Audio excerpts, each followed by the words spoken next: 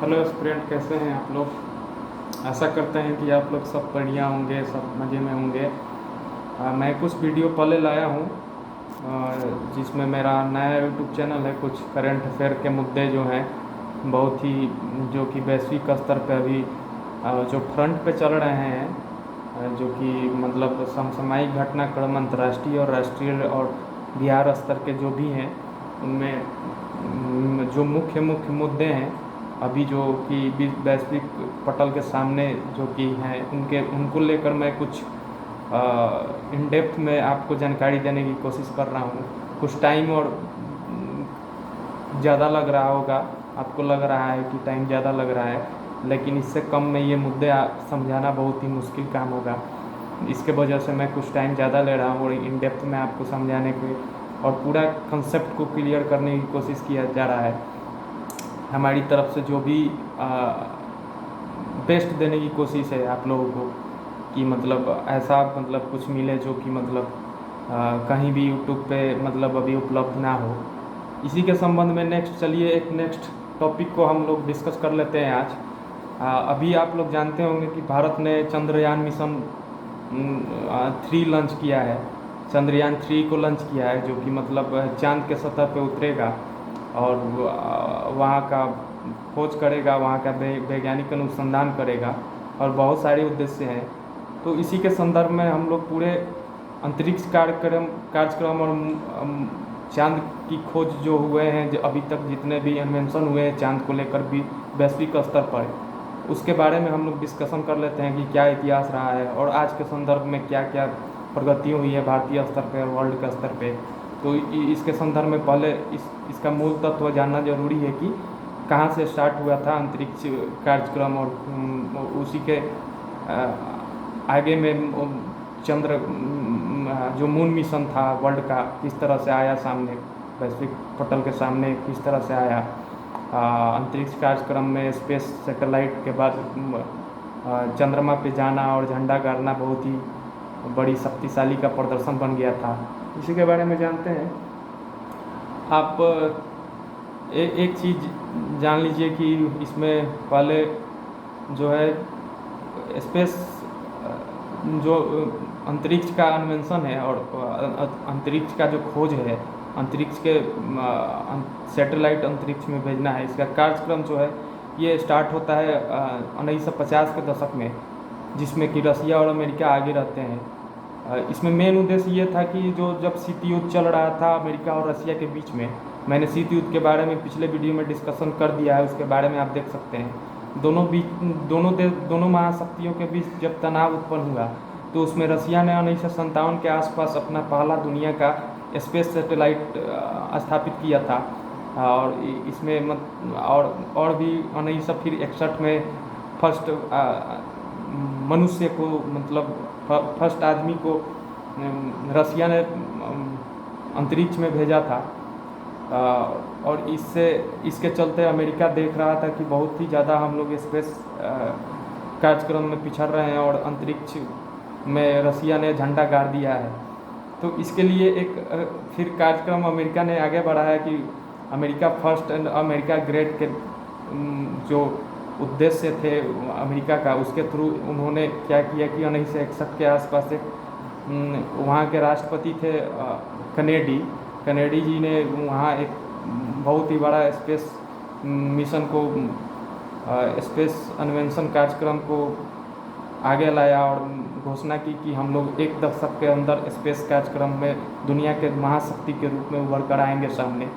तो उसी के घोषणा के थ्रू एक दशक के अंदर उनका टारगेट था कि चंद्रमा पे मनुष्य को भेजना है डायरेक्ट। स्पेस में तो रसिया चूँकि आगे बढ़ चुका था, तो उस कार्यक्रम के उसी कार्यक्रम के थ्रू एक मिशन लाया गया अपोलो मिशन था। वो अपोलो लॉन्च व्हीकल का नाम था, जिस रॉकेट से आदमी को पहला बार चंद्रमा के सतह पर उतारा गया था, उसको अपोलो कार्यक्रम के थ्रू ही जाना जाता है। अपोलो अमेरिका का ही कार्यक्रम था, नासा का, जो कि अमेरिका का अंतरिक्ष अनुसंधान संस्थान है। उसी ने अपोलो कार्यक्रम को लेकर आया, जिसके तहत मनुष्य को चंद्रमा पर भेजे जाने की कार्यक्रम स्टार्ट हुई। और उसी के डेवलपमेंट के लिए 2 स्पेस सेंटर बनाए गए, जिनका नाम मर्क्यूरी मिशन, मर्क्यूरी और था, वहाँ स्पेस सेंटर बनाया गया और पूरे कार्यक्रम को डेवलप किया गया। उसके द्वारा फर्स्ट जो अपोलो मिशन था वो 1967 में अपोलो 11 के नाम से जाना जाता था। अपोलो का मतलब होता है अपोलो एक ग्रीक देवता थे, जो कि मतलब कि तीरंदाजी के, संगीत के और कविता के देवता माने जाते थे। इसी के नाम पे रखा गया था कि देवता के नाम पे हम रखेंगे तो मतलब ज़्यादा ही विख्यात होगा ये मिशन हमारा पूरा वर्ल्ड में। तो अपोलो एक ग्रीक देवता थे और बोला जाता है कि अपोलो जो थे आकाश के भी देवता थे, जिस पे मतलब कि सूर्य उनके रथ पे बैठ के पूरे ब्रह्मांड के चक्कर रोज़ लगाते थे। इसी से उसका नाम दिया गया अपोलो। अपोलो 11 मिशन पहला मिशन था अमेरिका का और दुनिया का, जो कि चंद्रमा के सतह पे किसी मनुष्य को उतारने का उद्देश्य रखता था। तो अपोलो के थ्रू पहला बार, जो आप जिक्के में एक पढ़ते होंगे लाइन की, मतलब नील आर्मस्ट्रांग कौन सा दुनिया का पहला आदमी है जो कि पहला धरती पे कदम रखा, चांद के धरती पे कदम रखा था, वो नील आर्मस्ट्रांग है। आप जीके के क्वेश्चन के रूप में पढ़ते होंगे, लेकिन कुछ ज़्यादा है इससे। उसमें ये इस कार्यक्रम के इस कार्यक्रम के थ्रू द्वारा 3 मतलब मॉड्यूल अपनाया गया था, प्रोटोकॉल अपनाया गया था कि इसमें 3 आदमियों को एक रॉकेट में भेजा जाता था और वो अंतरिक्ष यान में भेजा जाता था, जो कि रॉकेट के थ्रू होता था। अपोलो जिसका नाम दिया जाता था, और अपोलो सीरीज ही था। तो अपोलो 11 था, उसमें 3 आदमी बैठे थे। उसमें नील आर्मस्ट्रांग थे और एक आदमी, एक सेकंड आपको बता देते हैं कि एक आदमी आप जानते होंगे कि नील आर्मस्ट्रांग और बज एल्ड्रिन थे। बज एल्ड्रिन और नील आर्मस्ट्रांग 2 आदमी ने कदम रखा था, जिसमें से नील आर्मस्ट्रांग पहली बार कदम रखे थे, पहला आदमी थे जो कि उतरे थे। वो अपोलो 11 मिशन था। और उसके बाद फिर से अपोलो का सीरीज स्टार्ट हो गया। अपोलो 12 और Apollo 13, Apollo 14, Apollo 15, Apollo 16, Apollo 17। तो अपोलो 13 जिसमें कि वो असफल रहा था, उसको वापस लेकर आया गया था, क्योंकि उसका ऑक्सीजन का कंटेनर ख़राब हो जाने की वजह से। और इस 6 अपोलो मिशन के थ्रू 12 आदमियों को चंद्रमा पर भेजने का काम किया था अमेरिका ने 1967 से 1973 के बीच में। और उसके बाद 6 सैटेलाइट के अंतरिक्ष यान के थ्रू, अपोलो कार्यक्रम के थ्रू 12 आदमियों को भेजा गया और एक शक्तिशाली और राष्ट्र के रूप में स्थापित करने की कोशिश की गई। और बहुत ही आगे अंतरिक्ष कार्यक्रम और मून मिशन में आगे निकल गया अमेरिका। उसके बाद ऐसा क्या हुआ कि मतलब अमेरिका ने छोड़ दिया, और उसके बाद एक भी कार्यक्रम मनुष्य को, मतलब ह्यूमन को ले जाने के लिए कोई कार्यक्रम आज तक दुनिया में नहीं लाया गया। इसका क्या कारण था? लास्ट 1973 में मून पे गए थे। तो इसमें यही हुआ कि मतलब अमेरिका इतना आगे निकल गया और बजट ही इतना ज़्यादा था, दोनों शीत युद्ध और के बीच में मतलब प्रतिस्पर्धा के रूप में इतना बजट बहुत ज़्यादा खर्चा कर दिया गया था, जिसका कोई उद्देश्य मात्र नहीं था, सिर्फ अपने शक्ति को प्रदर्शित करना था। और एक प्रतीक के रूप में माना जा रहा था कि हम मून पे पहुंच गए हैं। तो उसमें लगा कि कोई फ़ायदा नहीं है, तो उसके बाद नेक्स्ट राष्ट्रपति जो थे उन्होंने बंद कर दिया। उसके बाद से किसी ने अभी तक प्रयास नहीं किया था। लेकिन फिर जॉर्ज बुश जब राष्ट्रपति बने थे वहाँ अमेरिका के, तो उन्होंने एक प्रोग्राम लाया था ह्यूमन को पहुँचाने के लिए वहाँ चांद पे। लेकिन उसको फिर नेक्स्ट जो ये ओबामा है उसको फिर से बंद करा दिए। लेकिन ट्रंप के शासनकाल में अभी 2017 में फिर से एक मून मिशन लॉन्च किया गया है कि 2028 तक फिर से ये एस्ट्रोनॉट को जो मून पे भेजने के कार्यक्रम के थ्रू काम किया जा रहा है नासा के थ्रू, तो कि जो 24-25 तक आर्टेमिस मिशन है, उसके बारे में आप जान लीजिएगा। आर्टेमिस मिशन क्या है? 4 आदमियों को भेजने का मिशन है अमेरिका के थ्रू चांद पे अभी। तो इसमें यही अभी तक किया गया है। अभी तक जो भी मून के बारे में मेंशन हुआ है वहाँ पे झंडा करने का काम किया गया है, अमेरिका के थ्रू यही किया गया था। उसके बाद अभी आते हैं भारत को लेकर क्या डेवलपमेंट हुई मून को खोज करने के लिए, मून के प्राकृतिक संसाधन और खनिज को वहाँ के जो भी वैज्ञानिक अनुसंधान है उसको करने के लिए क्या क्या प्रक्रिया अपनाई गई है अभी तक, ये जान लेते हैं। तो भारत द्वारा एक मिशन लाया गया चंद्रयान मिशन, और उसी के सीरीज के रूप में अभी चंद्रयान 3 चल रहा है।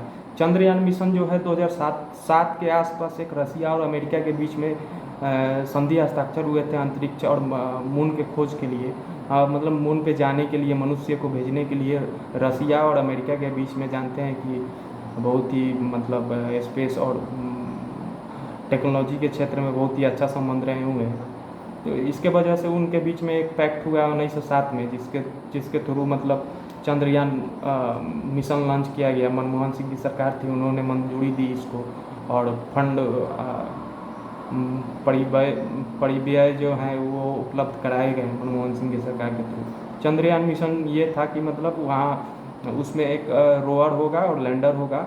तो लैंडर का विकास जो था वो इंडिया कर रहा था, रोवर का विकास था जो था रोवर लैंडर मतलब तो जानते होंगे, आपको बाद में बताते हैं। अभी लैंडर का विकास जो करना था, रोवर का विकास जो करना था, जो उतरेगा प्रॉपरली, वो ज़मीन पे जाएगा, घूमेगा, विचरण करेगा पूरे सतह पे चांद के, उसका विकास रसिया को करना था। उन्होंने देरी कर दी, फिर से चंद्रयान 2 मिशन आ गया साथ में।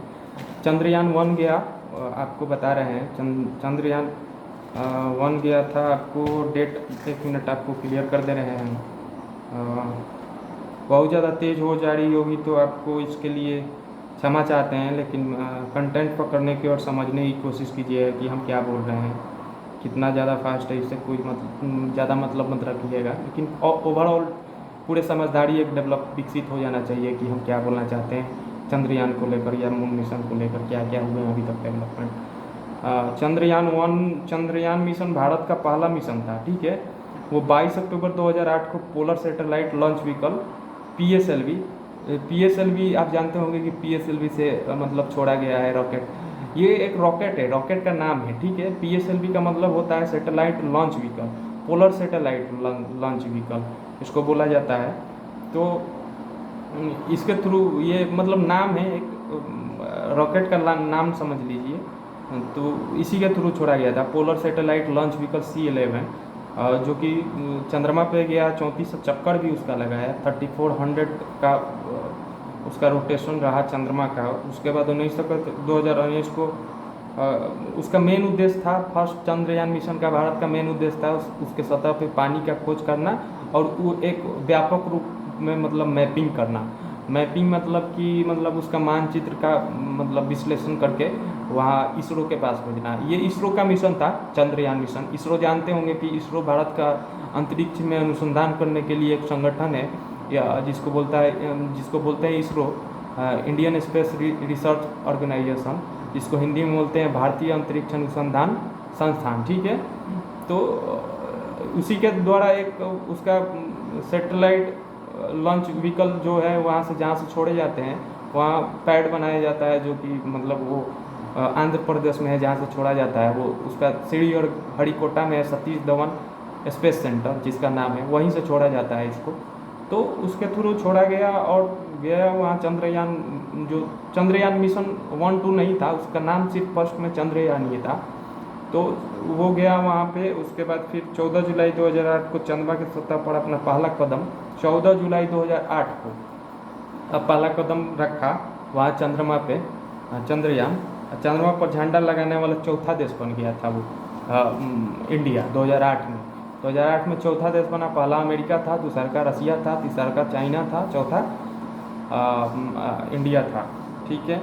उद्देश्य था नक्शा और पानी की उपलब्धता का चेक करना। और उसके बाद फिर चंद्रयान 2 मिशन आया।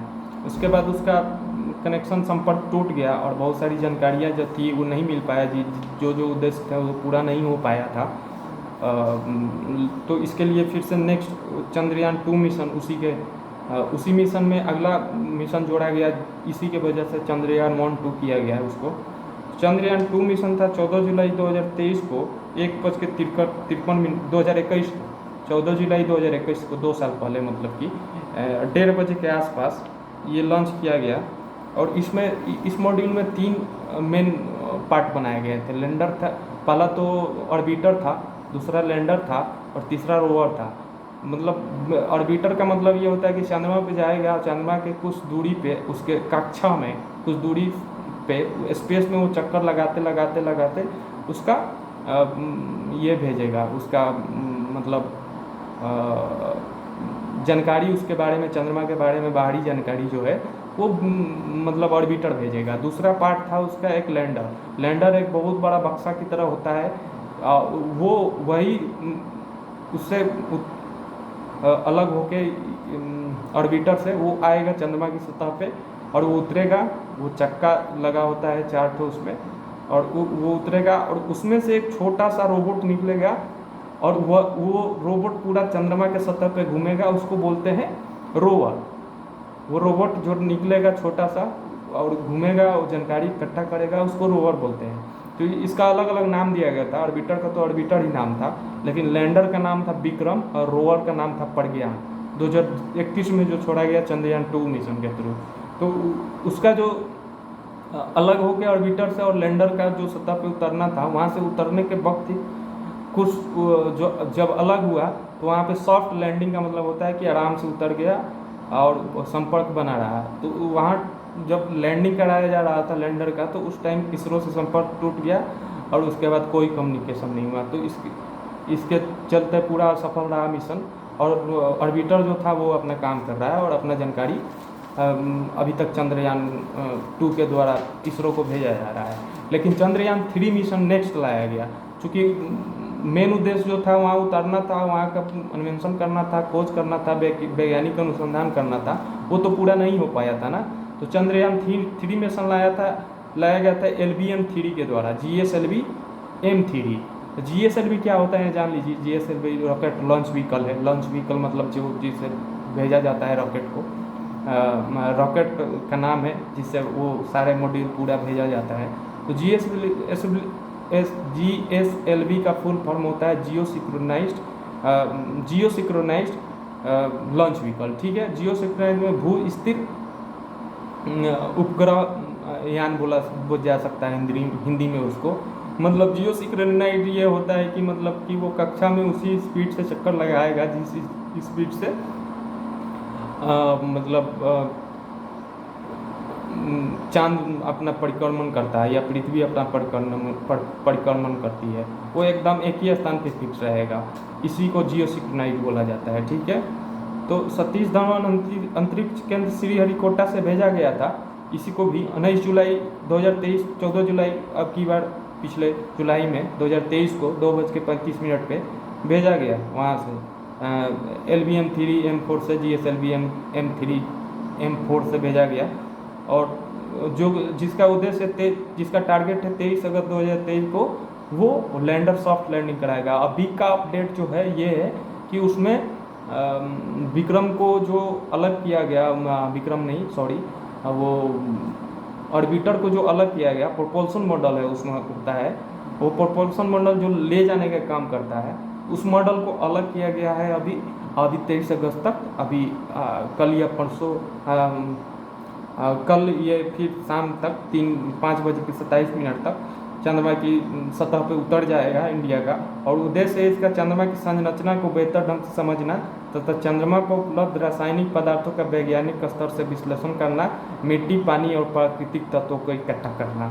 ठीक है, लैंडर का सॉफ्ट लैंडिंग उद्देश्य है इसमें, और पीछे में जो भी असफलता रही है उसको ख़त्म करने की काम की गई है। तो यही है कि स्पेस तो बहुत बड़ा चीज़ है, आदमी का इसमें कुछ मतलब ये बोला जाना बहुत तुच्छ और छोटा सा स्टंट होगा कि मतलब हमने सब चीज़ कर लिया है। ऐसे चंद्रमा पर पहुंचना बहुत बड़ी प्रगति का काम है। वैज्ञानिक दृष्टिकोण से किसी भी देश के लिए बहुत ही बड़ा उपलब्धि का और गौरव करने की बात है कि हमने चंद्रमा पर कदम रख दिया है। लेकिन आपको जानना होगा कि जैसे सुनीता विलियम्स और कल्पना चावला भारतीय हैं, जो कि मतलब चंद्रमा पे और स्पेस में पहुंची हैं, लेकिन वो भारतीय मूल की अमेरिकी नागरिक है।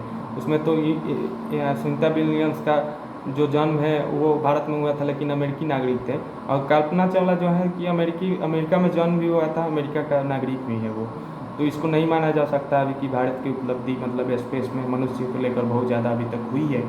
और हम आशा करते हैं कि बहुत जल्दी इसमें हम लोग पकड़ बना लेंगे और जो भी हमारा उद्देश्य है बहुत ही जल्दी पूरा हो जाएंगे। और सॉरी जानकारी देने के लिए 20 मिनट का वीडियो होगा, इतना लंबा लंबा जानकारी आपको देंगे तो फिर दिक्कत हो जाएगी यूट्यूब पे। सॉरी।